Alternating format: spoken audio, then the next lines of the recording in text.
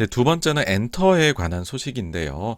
각종 컴백 소식 및 결과, 그리고 SN과 온라인 관련된 업데이트 내용 좀 더 드리도록 하겠습니다. 뭐 사실 나무랄 데가 없어요. 누가 뭐라고 할 수 없을 정도로 모든 아티스트들이 너무너무 잘하고 계십니다. 첫째로 이제 JYP의 스트레이키즈 같은 경우에는 정말로 이제는 뭐 글로벌 스타가 됐다 생각을 해요. 선주문이 130만 장. 작년 8월에 나왔던 앨범이 83만이었는데 선주문이 이번에는 그보다도 또 거의 뭐 배 가까이 증가를 했습니다. 그리고 이제 실제로 사실 뭐 JYP에 대한 일부 비판하는 그 안티들이 아니 뭐 한터 초동은 너무 적은 거 아니냐, JYP는 항상 이런 얘기를 하는데 초동이 85만 나오면서 그런 얘기 쏙 들어가게 만들었고요. 그 다음에 레드벨벳도 지금 선주문 51만 장. 지난 퀸덤 앨범이 현재까지 총판 판매량이 36만이니까 레드벨벳 연차에 이렇게 성장을 해 싶으시겠지만은 그게 요즘입니다. 네. 아주 지금 또 레드벨벳도 선방을 하고 있고요. 참고로 이제 와 대박 났다라고 했었던 지난번 에스파 앨범, 그게 현재까지 총판이 57만이니까 레드벨벳도 굉장히 많이 팔고 있다라고 할 수 있고요. 그리고 엠믹스는 처음에 이제 선주문 16만 장 기사만 나왔었는데 보니까 초동이 23만 장이 나왔었죠. 그래서 정말 뭐 신인답지 않다 말씀드릴 수 있겠고, 트레저도 그때 선주문 말씀드렸는데 실제 이제 2월 가온 수치 나온 거에서도 64만 장이 판매가 되어서 뭐 뒤에도 말씀드리겠지만 이제 공연도 앞두고 있거든요. 그래서 아주 성장을 잘하고 있다. 네. 향후 컴백 예정이 보면은 뭐 이제 다음 주에 그 NCT 드림 컴백이 있고요. 그 다음에 4월 4일에는 수호, 5일에는 빅뱅이 드디어 컴백을 합니다. 그리고 이제 아이브도 컴백을 앞두고 있고요. 일본에서 있지하고 레드벨벳이 또 컴백이 예정이 되어 있습니다.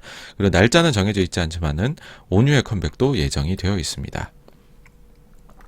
작년 말 이후로요, 일본에 앨범을 냈거나 곧 낼 예정인 가수들인데 보시면은 세븐틴하고 엔하이픈이 연말 연초에 냈고요. 그 다음에 트와이스는 그 사이에 2개 앨범이나 나왔습니다. 역시나 트와이스는 정말 열심히 일합니다. 진짜. 네.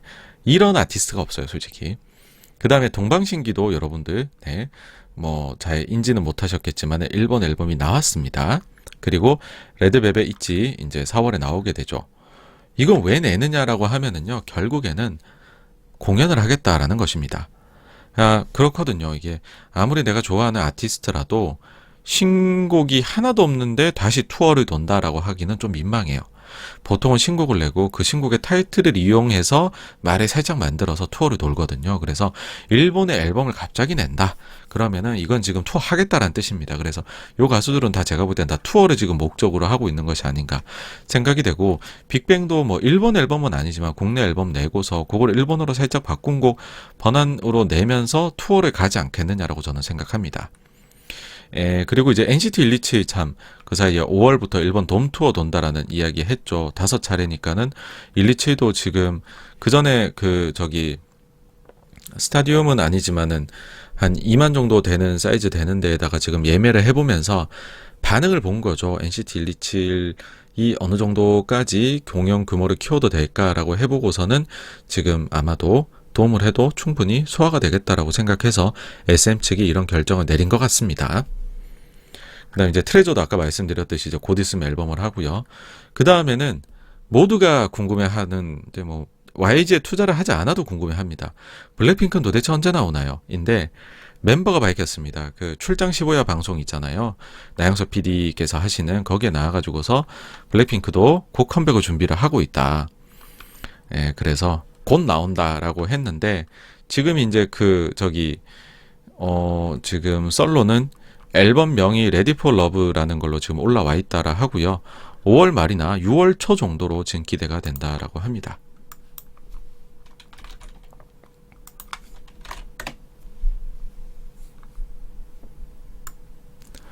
다음으로는 이제 최근에 이제 활동을 엄청나게 왕성하게 재개를 했다는 걸 좀 보여드리고 싶어서 그런 거고요. K-팝 전체적으로 보시면은 이제 박진영 그 PD님의 인스타그램인데, 자, 3번의 코로나 PCR 검사 7일간의 격리 끝에 이제 일본에서 자유롭게 활동을 하실 수 있게 되었다라는 것이고요. 코로나 터지기 전 마지막 프로젝트가 니지 프로젝트였는데 코로나 사태가 조금 진정되면서 하게 된 첫 번째 프로젝트가 또 니지 프로젝트네요 라고 했습니다.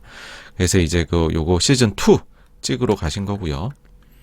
그 보시면은 이제 이제 식당에 가가지고서 그 니주의 인기를 굉장히 이제 확인을 했다라는 그런 것도 있고, 여기 보시면은 뭐 최근에 나온 스트레이키즈 앨범이 스포티파이에서 아주 좋은 성적을 냈다, 뭐 이런 것들까지도 올라와 있습니다. 어쨌든 이제 그 활동을 굉장히 열심히 한다, 그런 거고. 그 다음에는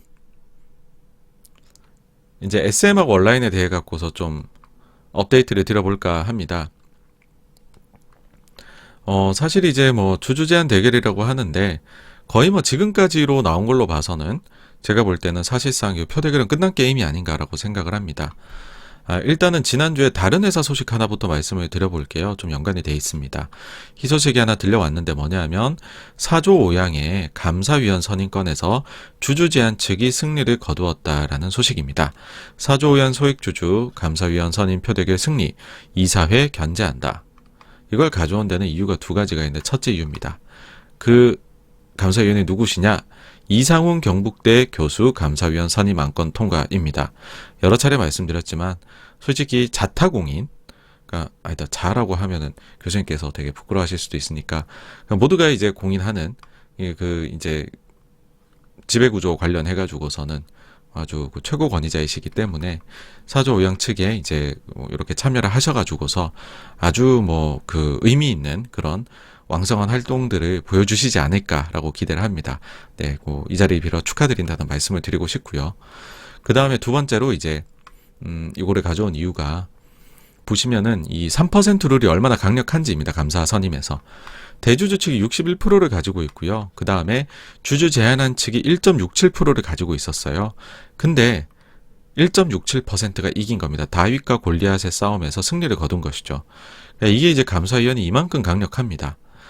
그러니까 이제 SM 쪽도 지금 붙은 거는 감사 선임권이잖아요. 그래서 이 3% 룰이 적용이 되면은 거의 뭐 사실상 주주 제한 측이 승리를 거두는 걸로 저는 생각을 하고 있고, 사실 이제 저 혼자 뭐 이렇다 저렇다 말씀을 드려봤자 요거 또 신뢰를 안 하실 수도 있으니까 다른 걸 가지고 와 보면은 그 코리아 모니터라고 해서, 이게 글로벌 모니터하고 다 이제 그 뭐 형제 자매 사이트라고 할 수 있는데, 김수원 대표님 있으시거든요. 요분이 이제 뭐 회계나 이런 거 관련해서도, 지배구조 관련해서도 또 많이 이제 뭐 3%나 이런 데에서도 좋은 말씀 많이 해주시고, 관련해서 책도 많이 쓰시거든요. 되게 저도 집에 있고 막 자주 보는 책인데, 근데 이제 그 대표님께서 이제 요 전망이라고 해서 유튜브 영상 만드신 거 있습니다. 요거 한번 보시면 도움 되실 것 같아요. 그리고 그 코리아 모니터 사이트에 들어가서 보시면 3% 룰이 어떤 식으로 실제 적용이 되느냐, 그리고 어떻게 계산하냐, 그래서 SM 쪽에 이번에 주총은 어떻게 흘러갈 것 같으냐에 대해서도 예상을 적어 두셨거든요. 그거 한번 참고해 보시면 좋을 것 같고, 결론만 말씀드리면은 이건 정말로 그 주주 제한이 너무나도 승리할 것 같다, 이렇게 돼 있습니다. 그래서 사실 이제 기존의 표심만으로도 승기를 잡았다고 할 수 있는데, 의결권 자문기관들마저도 주주 제한 측의 손을 들어주면서 저는 날개를 달아준 것이 아닌가라고 생각을 합니다. 기사가 보시면 3대 의결권 자문사 모두 SM에 등을 돌렸다. 이수만 총괄 프로듀서의 사익 편취로 낮은 수익성이 이렇게 이제 적혀 있습니다. 우리나라 3대 의결권 자문사라고 하면 어디냐, 이제 뭐 어디냐 이렇게 말씀드리자면 KCGS 한국기업지배구조원 하고요. 그 다음에 한국 ESG 연구소, 여기가 소위 이제 대신 그 경제연구소 관련이 있습니다. 그 다음에 그 서스틴 베스트 요렇게 이거든요. 보통의 요 세 군데 중에서 두 군데를 이렇게 선임해서 많이들 그 운용사들이 참고를 합니다. 실제 제가 이제 근무를 과거에 운용사에 살 때도 그랬었었고요. 기관 투자자의 경우에는요, 습성상 사실상 의결권 자문기관의 의견을 거의 따릅니다.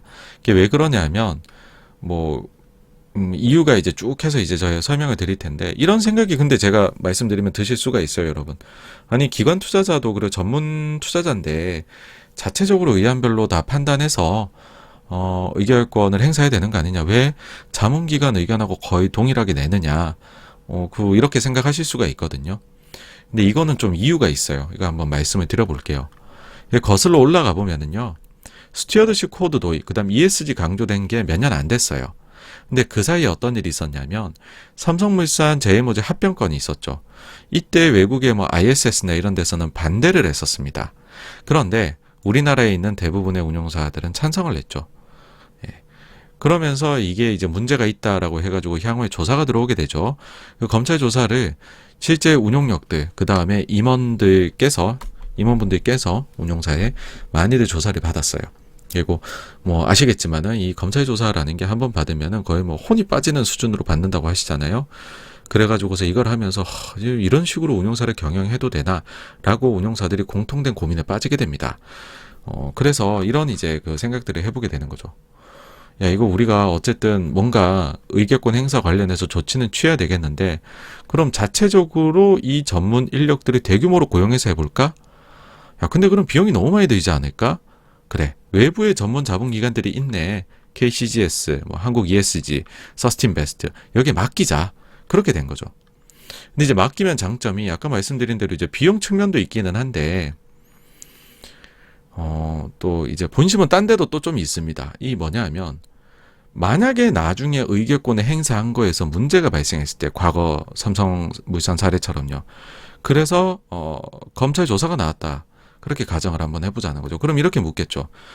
당신 회사에서 왜 그런 의견을 냈습니까? 그러면은 이제 당당히 얘기할 수 있는 거죠, 운영사들이. 저희는요, 외부의 전문 의결권 자문기관하고 계약을 맺고서 그분들이 내시는 의견을 거의 존중해서 행사를 합니다. 현실적으로 저희가 의견을 다 분석할 역량도 안 되고, 그런 인력, 시간이 안 됩니다. 또한, 그러다 보니까는, 이제 그런 한계가 있어서 이제 외부 전문기관을 사용할 수밖에 없는 현실이고요. 그리고 지금 문제 삼으시는 그 안건의 경우에는 주요 의결권 자문기관들이 모두가 같은 의견을 낸 건이라서 우리도 내부적으로 봤을 때는 뭐 모두가 같다고 하는데 특별히 문제가 될 것이라고 생각하기 어려웠습니다. 여러분 어떻습니까? 바로 피해갈 수 있겠죠, 그렇죠? 저는 이걸 이렇게 표현을 합니다. 사법 리스크의 외재화라고요. 그래서 이게 이제 아주 운용사들 입장에서는 외부의 자문기관을 선정하는 것이 여러모로 좀 이득이 있어요. 네, 물론 아까 말씀드린 대로 비용 절감도 되는 거고요. 이런 현실 속에서 과연 의결권 자문기관이 모두가 좀 보시면은 모두가 SM에 등을 돌린 거거든요. 그러니까 모두가 한 목소리를 낸 안건에 대해서 제가 볼 때에는 지금까지로 봐서는 운용사가 반대되는 의견을 내기는 좀 어렵다라고 생각을 합니다. 물론 세상에 불가능은 없습니다, 여러분. 불가능은 없기 때문에 이 자문기관 의견하고 반대되는 의견을 낼 수도 있습니다. 근데 그러려면은 제가 알기로는 다들 내부 별도 절차가 있는 걸로 알고 있어요.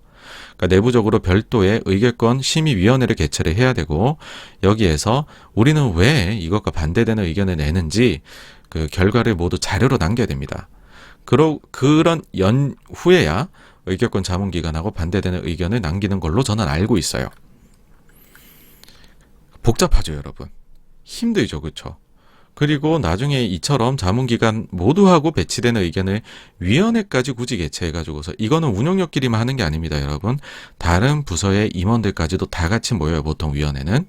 그렇게 해서 굳이 냈는데, 이게 만약에 사실 뭐 SM 정도의 레벨의 기업에 대해 가지고서 뭐 사법기관에 나중에 조사 나올 일은 뭐 거의 가능성이 없다고 봅니다. 그렇지만은 이런 사례들이 쌓이면 나중에 문제가 될 수는 있는 거죠. 그래서 굳이 뭐 이런 얘기를 하겠죠. 그러면 그럼 당신네는 왜 굳이 위원회까지 개최해서 자문기관 모두 반대되는 의견을 냈습니까? 그 이유가 뭡니까? 그러니까 여기에 대응하려면 회사가 굉장히 많은 백업 데이터를, 자료를 준비를 해야 될 겁니다. 그러니까 이렇게요, 최근에 시대가 굉장히 빠르게 변했어요. 근데 이거를 잘 분위기를 모르시는 분들이 계실 수가 있는 거죠. 특히 과거에 금융사에 몸담았던 분들이라면 이거 잘 모르실 수가 있어요. 아마 그분들은 이렇게 생각을 하실 겁니다. 에이, 그거죠. 뭐 주주제한 그런 거죠. 뭐 걱정할 필요가 전혀 없습니다. 금융업계에 좀 과거에 뭐 이렇게 좀 높은 자리 가셨던 분들, 종사했던 분을 이렇게 앞세워 가지고서 회사들, 그러니까 운용사들이죠, 이런 데들 돌아다니면서 회유를 하면 의결권 그런 거는 뭐 기관 투자자들 표는 전부 다 사측에 유리하게 가져올 수 있어요. 이렇게 생각을 하실 수가 있어요. 이런 변화를 못 느끼신 분들이라면. 그래서 제가 그런 생각을 했어요. 설마 SM에서 이번에 온라인에 대한 대응으로 이런 방법을 택할까? 라고 생각을 했는데 택한 것 같아요. 보시면은 지금 SM엔터에서 감사 후보로 내세운 그 임기영 한라그룹 비상금 고문의 경우에 과거 대형 증권사 중에 하나인 D사의 CEO를 하셨던 분이시죠, 그렇죠? 그러니까는 금융업계 종사자의 그 조건에 부합을 하시죠. 그러면서 나온 요 멘트가 저는 굉장히 보면서 설마 했는데 설마가 나왔다였어요. 임 후보를 감사에 앉히기 위해 증권업계가 의기투합했다는 이야기가 나돈다. 네, 제가 앞서 했던 이야기들입니다. 근데 너무 시대가 변했어요. 그래서 절차가 너무 많이 중요해졌습니다, 여러분. 그리고요, 이게 단순히 저렇게 해놓고 나는 이렇게 해놨으니 나중에 조사가 나왔을 때에만 내가 어떤 의견 냈는지 알 수 있지, 일반인들은 아무도 알 수가 없어, 당신네들은 아무것도 이거 가지고 알 수가 없어요 라고 한다면은, 그러니까 눈을 이렇게 가리고 이렇게 정보 공개를 막을 수 있는 거라면, 만약에 의결권이라는 게요, 내가 어떻게 의결권을 행사를 했는지, 그러면은 또 뭐 저렇게 해볼 수도 있을 것 같아요. 근데 여러분들, 제가 예전에 한번 말씀드린 적이 있긴 한데, 저희 86번가 방송에서 금융투자협회 전자공시 서비스에 들어가시면 운용사 펀드 의결권 행사 공시가 다 나옵니다. 자, 여러분 보시면은 그 각각의 의안에 대해 가지고서 이 해당 운용사에서 어떤 의견 냈는지, 찬성 냈는지, 반대 냈는지, 그런 것들요, 여러분들 다 공개가 됩니다. 이게 필수입니다, 필수. 이게 지금 조금 제 인터넷 연결 사정이 안 좋은데 나왔습니다. 보시면은 사유까지도 적어야 됩니다. 다시 한 번 말씀드리지만 우리나라가 제도는 참 잘 돼 있어요. 그래서 아무도 모르게 할 수가 없어요. 내가 어떻게 의결권을 냈는지를. 흔적이 다 남습니다, 여러분. 이 모든 내용은 공시를 하게 되어 있어요. 우리나라에서는 이번 그 주총에 있었던 것들은 4월 말까지 다 공시를 하셔야 됩니다. 그래서 이제 주총 끝나고 SM은 다음 주에 하니까 한 달 있으면은 다 공시가 된다는 거죠. 늦어도.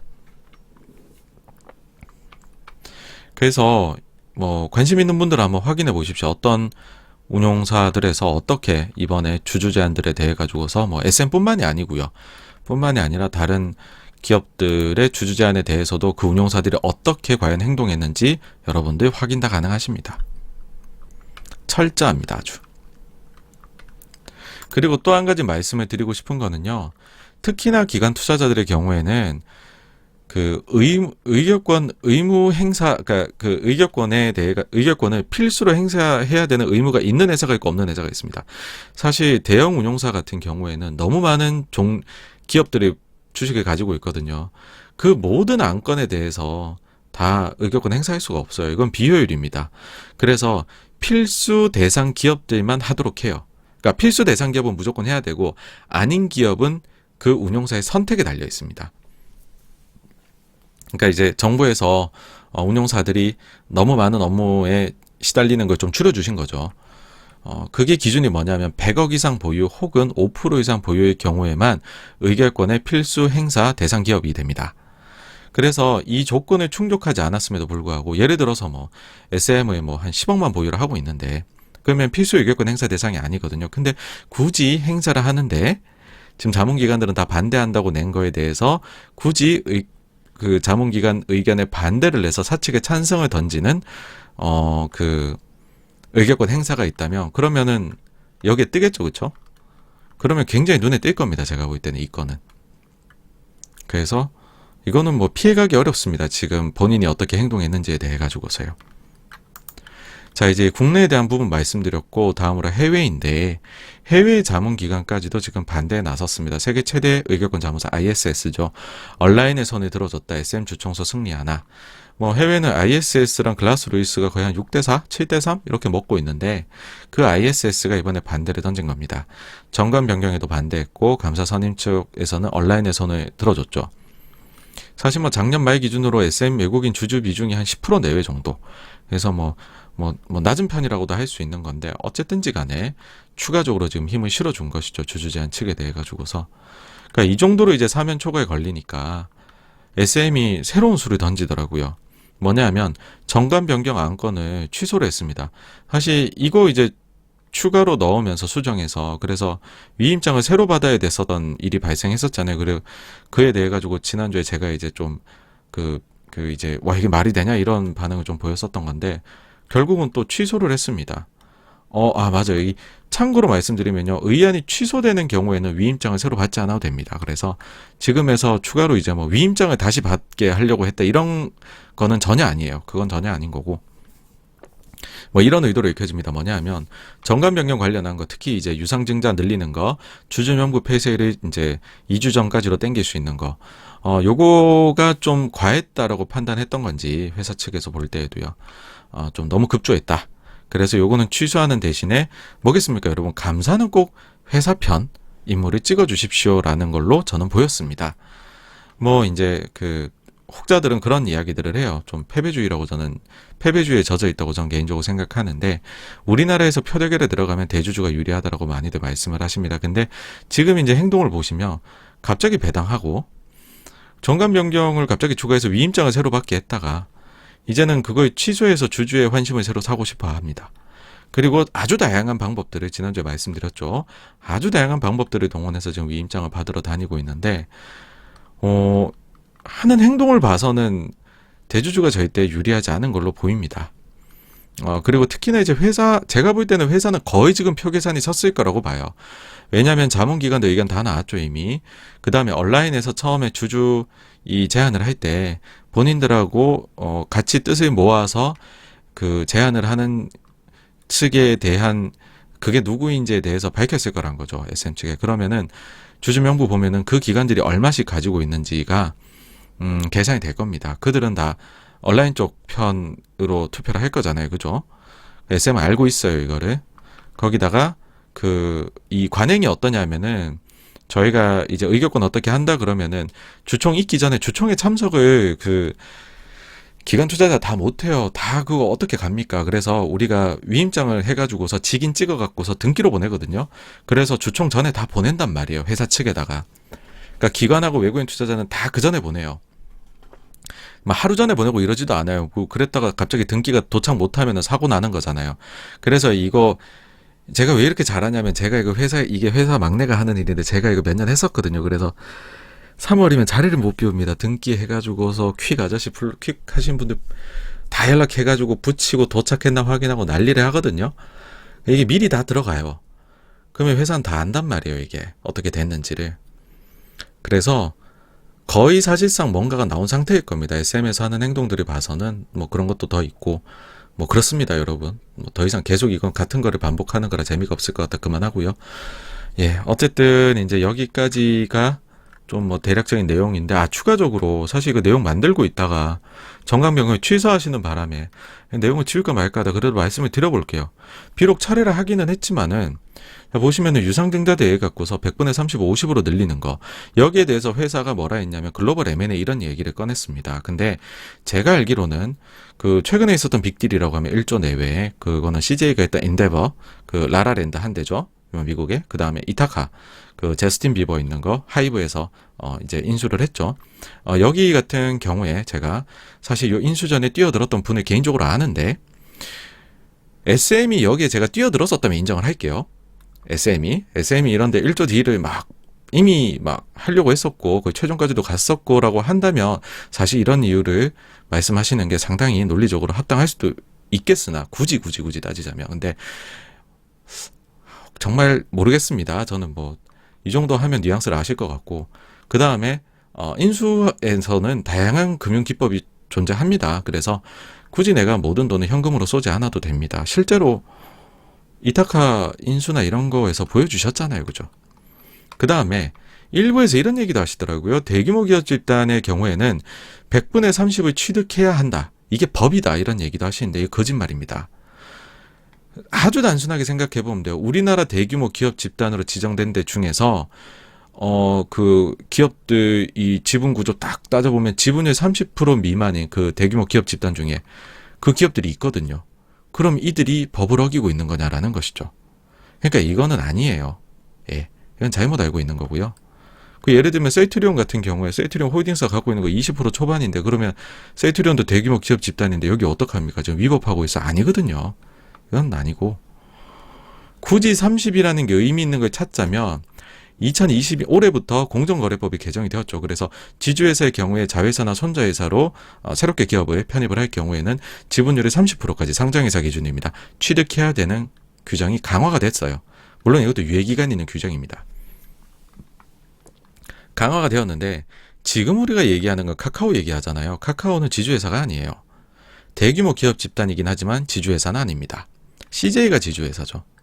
그러니까는 요 두 가지의 별개의 건들을 교묘하게 혼용을 해서 마치 30%까지 취득을 M&A가 있으려면 반드시 해야 되는 것처럼 필요한 것처럼 법이 그래서 우리는 하기 싫은데 어쩔 수 없어. 그래서 우리가 삼자배정 유상증자 물량도 어쩔 수 없이 늘려야 돼라고 얘기하는 거는 그거는 거짓말입니다. 예. 심지어는 이런 것도 맞습니다. 특별 결의를 위해서는 3분의 1 이상을 확보를 해야 된다.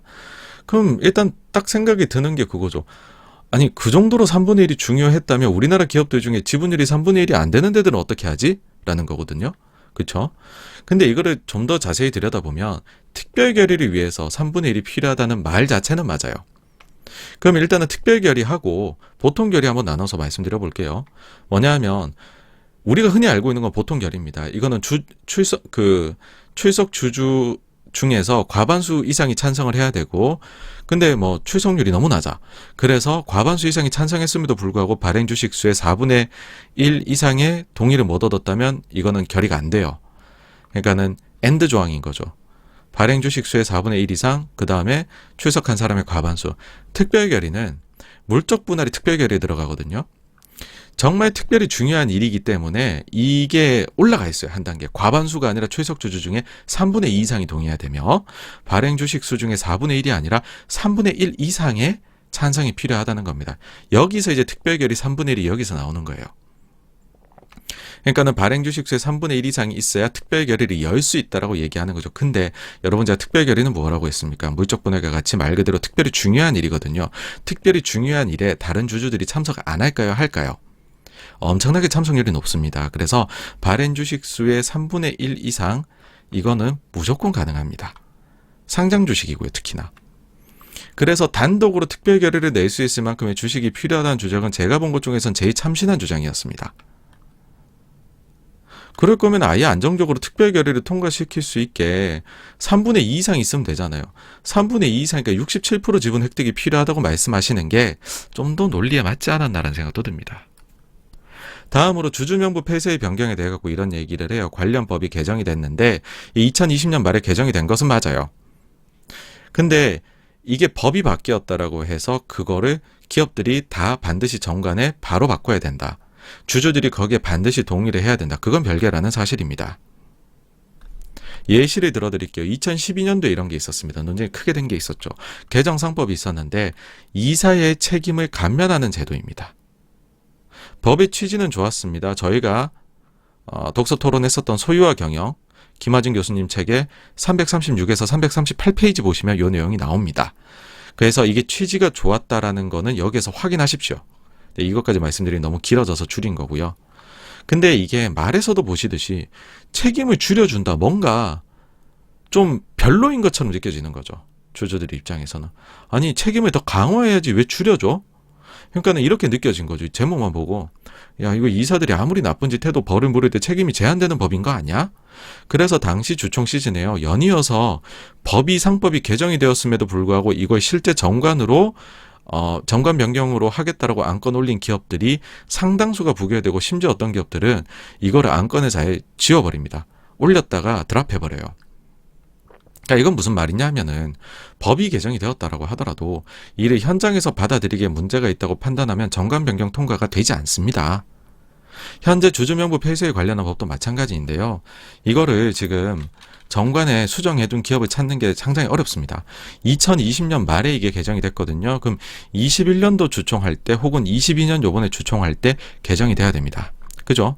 자, 여러분들 여기서 또 막간 저희 또 채널은 공부를 하는 채널이니까 정관 보는 법을 한번 보여드릴게요. 제일 먼저 대표 기업인 삼성전자로 들어가 보겠습니다. 삼성전자 들어가셔서 사업보고서를 한번 볼게요. 들어가면 옆에 적혀 있어요. 정관에 관한 사항. 클릭을 하십니다. 그럼 뭐라고 적혀 있냐? 당사의 최근 정관 변경일은 18년 3월 23일이며 최근 3년 동안에는 정관 변경 이력이 없습니다라고 해요. 아까 말씀드렸죠. 주주명부 폐쇄의 변경은 20년 말에 됐고 21년 주총 혹은 22년 주총에서 개정이 가능하다고요. 정관 개정이. 삼성은 18년 이후로 한 적이 없으니까는 이게 표준 가이드라인이라면 삼성전자도 했겠죠. 근데 삼성전자는 안 했어요. 표준 가이드라인을 어긴 건가? 그죠?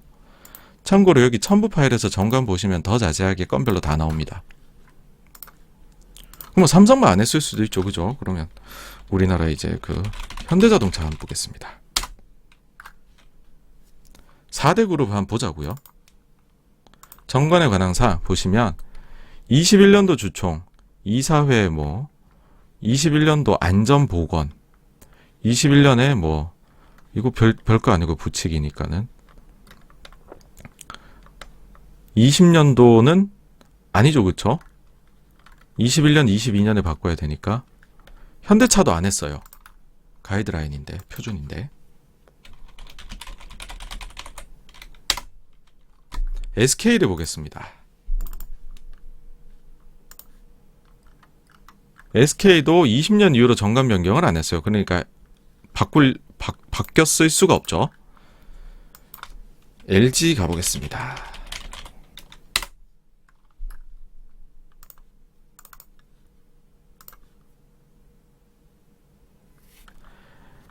LG는 21년도에 한 거는 감사위원 선임할 때 이제 분리 선임 얘기한 거죠. 없습니다. 그죠? 우리나라 4대 그룹은 안 했지만 SM은 하겠다라는 거죠. 그죠? 그래서 요거는 이제 보셔야 됩니다. 이렇게 자세하게. 그래서 저는 의미 없는 이야기였다라고 생각하고요. 자, 이제 이쯤이 되면은 그 다음에 이제 회사 측에서 할 수 있는 조치는 뭐냐 하면 아주 일반적인 겁니다. 아주 이제 클래식한 대응이 뭐냐 하면 메신저, 스피커에 대한 공격입니다. 가령 이런 거죠. 야, 온라인 만들어진 지 얼마 안 됐는데 잘하겠어? 온라인 걔네 회사 뒤에 내가 파보니까는 문제가 많던데? 이런 식으로 여론전을 펼치는 것이죠. 그래서 온라인에 실망한 많은 주주들이 별로던데? 해서 이분들이 마음을 돌려서 회사 측 의견에 찬성하는 위임장을 지금 마구마구 보내주고 계십니다. 전세가 역전되었습니다. 라는 식으로 아마도 다음 주에 여러분들은 나오는 이야기가 실린 기사를 보시게 되지 않을까라고 저는 한번 생각을 해봅니다. 그리고 이런 얘기도 덧붙이겠죠. 온라인이 회사의 비판을 많이 하는 바람에 회사의 경영에 심각한 타격이 발생했고 갑자기 이제 회사에서 뜬금없이 사실 우리가 진행되던 M&A 딜이 있었는데 그게 라이크기에 공격한 것 때문에 무산이 되었어요. 그런 얘기가 나올 수 있겠죠. 없는 일 같으세요, 여러분? 과거 KB가 PPT 보냈을 때 한번 기사 찾아보십시오. 재밌는 기사가 있습니다. 그래서 결론은 이렇게 얘기하겠죠. 온라인이 이기면 주가 폭락할 거예요. 이 논리를 굉장히 될 겁니다. 회사가 어떻게 주가를 올려놨는데 온라인이 되면 여러분 주가가 폭락할 거예요. 이런 이야기를 많이 할 거다라고 봅니다. 그게 앞으로 주총까지 남은 며칠 사이에 경험할 우리의 미래라고 생각을 하고요. 다음 방송에서 이제 결과가 나오니까는 그거 가지고 이야기를 나눌 수 있을 것 같고요. 그 다음 다음번 에서는 제가 이제 주주 제한 성공 가능 여부를 예상해 볼 수 있는 방법 좀 더 자세하게 설명을 드리겠고, 그 전에 주주 제한 관련해서 좀 한마디만 더 드려볼까 해요. 정말 많은 분들이 주주 제한은 나쁜 짓인가 이런 생각을 하십니다. 그러니까는 주주 제한 한쪽은 욕심 많고 그렇게 잘 할 것 같으면 네가 회사 세워서 하지 왜 멀쩡히 있는 회사에다가 그렇게 들어가느냐, 그렇게들 이야기들을 많이들 하세요. 일반적이죠. 우리나라에서는 분위기가. 그럼 반대로 한번 가보겠습니다. 자, 사례 1번입니다. 삼성물산 합병에 대해 가지고서 엘리엇이 반대를 했었죠. 당시 2015년도 6월 2일 날에 반대 의사를 표시를 했습니다. 그 전날에 삼성물산의 종가 얼마였냐? 18만 8,500원이었습니다. 결과가 어떻게 됐었죠? 결국 합병에 성공했고 주주 제한 하려고 했던 행동주의라 하던 엘리엇은 패배했습니다. 그러면은 우리가 알고 있기로 일반적으로 사람들이 알고 있기로 주주 제한, 주주 행동주의 나쁜 놈들이면 회사가 승리했으면 주가가 올랐어야죠. 주가가 41% 빠졌어요. 그때부터 지금까지. 같은 기간 코스피가 30% 올랐고 그 다음에 삼성물산의 주가는 뭘로 구성됩니까? 그 뭐 건설업하고 그 다음에 짜잘한 다른 사업도 조금씩 하고 그 다음에는 삼성전자 지분 가치, 삼성바이오로직스 지분 가치로 구성되잖아요. 이 두 개가 크잖아요. 근데 물산은 41% 빠졌어요. 하지만 같은 기간 동안 전자는 170%가 올랐고요. 삼성바이오는 공모가 대비 502%가 올랐습니다. 주주 제한이 실패했고 회사가 승리를 했는데 주주 제한은 나쁜 짓인데 회사가 승리했는데 왠지 모르게 주가가 나쁘네요. 다음으로 현대차입니다. 현대차에 대해서 엘리엇이 주주 제안을 했었죠. 2018년 4월 4일 날에 현대차 그룹 지분 보유 사실을 공개를 했고 그 이후에 모비스와 현대차 합병 대규모 배당 요구했습니다. 그 뒤에 어떻게 됐느냐? 요 이후로요. 기간 따져보면 현대차가 11% 상승했습니다. 모비스는 20% 하락했어요. 코스피는 13% 상승했습니다. 아이 뭐 주주 제한 패배시키고 별게 없네요. 그죠 여러분? 오히려 주가가 안 좋네요. 반대 사례 한번 말씀드려 볼게요. 닌텐도입니다. 닌텐도에 모바일 게임을 만들라고 제안을 끊임없이 했던 헤지 펀드가 있어요. 오아시스라고 해서 홍콩계인데 2014년도 2월 달에 처음으로 레터를 보냅니다. 너네 회사 너무 좋은 IP들을 많이 가지고 있는데 콘솔에만 집중하지 말고 그리고 모바일 한다고 해서 너네 콘솔이 그 카니발라이제이션 되는 거 아니다. 모바일 제발 좀 진출해라. 회사에서 답변을 안 해요. 14, 15, 16년 3년 연속 같은 주장을 합니다. 오아시스에서. 그리고 결국에는 회사도 그 사이에 일리가 있다고 생각을 했던 건지 모바일 게임 제작에 들어갔고 그 결과물이 나옵니다. 16년도 7월에 그게 포켓몬고입니다. 주가가 어떻게 됐을까요? 14년도에 그 오아시스에서 모바일 만들어라 할 때 9엔에서 10엔 정도 움직였습니다. 주당. 그게 지금 65엔 합니다. 진짜 주주 제한하는 게 나쁜가요, 여러분? 저는 그렇게 생각 안 합니다. 그 어떤 걸 했느냐에 따라 다르긴 하지만 다 잘하자고 하는 거거든요. 그래서 일반 주주라는 것 자체가 나쁜 사람이 아니에요. 아니 그 주식 샀고 그 사람도 올라야 좋은 사람입니다. 근데 제일 좋은 거는 회사가 잘 되면 주가 오르는 거거든요. 모두가 회사가 잘 되기를 바라는 사람들인 거예요. 진짜로요, 여러분. 만약에 정말로 썩어 빠지고 정말 별 볼 일 없는 회사며 그 회사 뭐 주주 행동주의 해봤자 먹을 게 있겠습니까? 정말 별로인 회사는 펀더멘털이 없는 회사에는요. 본인의 소중한 자산을 아무도 투자를 안 해요.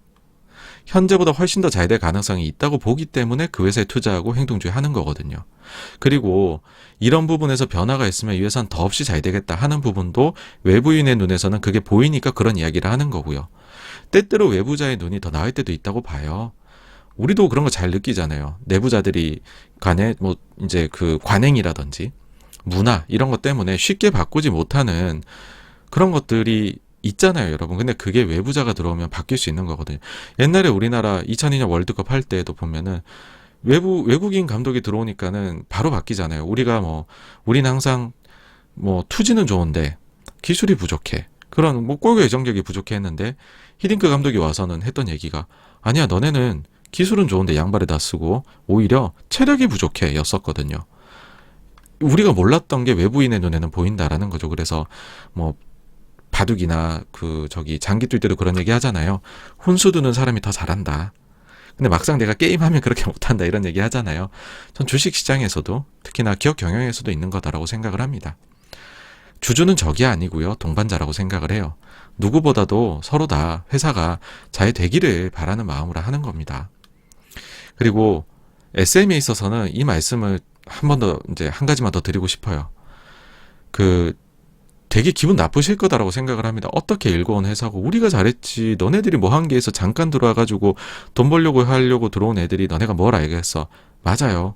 화가 나실 수 있어요. 그리고 뭐 그러면 내가 이뤄낸 모든 것들을 부정하냐 그렇게 생각하실 수도 있는데 지금 일반 주주나 심지어는 주주 제한 한쪽도 그런 생각을 가지고서 한 사람은 아무도 없어요. K-팝의 당연히 선구자고 최고의 인물이라고 생각을 해요. 저도 이제 뭐 다른 다양한 이제 엔터 업체들에 투자를 했었고 그래서 계시는 지금 근무하시는 다양한 이제 최고 경영자분들을 만나 뵀었지만 경영진분들 만나 뵀지만은 가령 모 회사의 경영자께서는 SM의 그 롤모델이라고도 말씀을 하세요. 나의 멘토이시다. 예. 그런 말씀 굉장한 존경 의미를 모두 다 보내시거든요. 그런 분위기들을 알고 있습니다. 그리고 케이팝 당연히 열었고. 그래서 뭐 그거를 뭐 이렇게 뭐 음해하거나 그러려는 사람은 한 명도 없다라는 거고요. 그 다음 만약에 지금 주주 제안하는 쪽이 제가 볼 땐 그래요. 진짜 내가 와 공격적으로 한번 한탕 해먹고 나가보자 라고 하는 쪽이라면 그러면요 이런 식으로 안 들어옵니다. 지금 SM을 제외한 나머지 기업들 주주 제안하고 SM의 주주 제안 들어온 거 주주 제안 측의 안건을 한번 비교를 해보십시오. 결정적인 차이가 있습니다. 대부분의 주주 제안은요 배당을 많이 해달라 그래요. 당장에. 그 다음 안 되면 자사주 매입 소각이라도 많이 해달라 그래요. 아니면은 이사 선임을 주주 제안 측이 막 요구를 해요. 이거 하나도 없잖아요 지금. 단기간에 가장 빠르게 이익을 볼 수 있는 방법들이거든요 이게. 그러니까 진짜로요 만약에 막 공격적으로 해가지고서 왁 한번 한탕 해보자 이러면은 1번으로 과도한 배당 요구부터 했을 겁니다. 연결로 보니까는 4천억 순연금이 있던데 4천억 배당부터 하세요. 이 얘기부터 나왔겠죠. 그러니까는 잘 생각해 보십시오. 진짜로 찬찬히 한번. 네. 그런 말씀 마지막으로 한번 드리고 싶고요. 뭐 여기에서 지금 엔터에 대한 이야기는 마치도록 하겠습니다. 네. 다음으로 넘어가도록 하겠습니다.